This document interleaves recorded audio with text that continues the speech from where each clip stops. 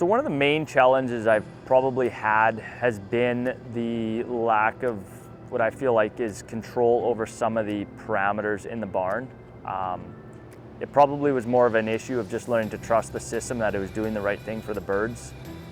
And so I know that initially I had some skepticisms regarding whether or not it was actually ventilating well, it wasn't chilling my birds, it wasn't disrupting the environment in certain ways, or perhaps even burning too much fuel to heat the barn. And so that has been something that I've learned to work with it a lot more, but definitely was a challenge, especially in the beginning, having come from a place where I was used to controlling, my fans, their speeds, when my brooders went on, when my inlets opened, those sorts of things.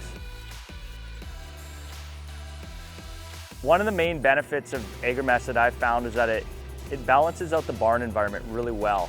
For instance, my brooders, I've got 10 on the one floor, and it breaks them into units of 2. And so if it's too cold in one end of the barn, it will turn on the brooders there. It will decrease the airflow as necessary, and will increase it in another part of the barn.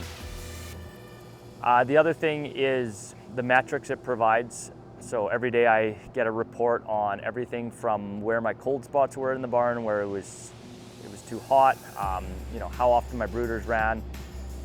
And it doesn't rely on stages with fans. So instead of turning on 2 fans, the same 2 fans each time it gets too warm, it will alternate and figure out which fan needs to be turned on.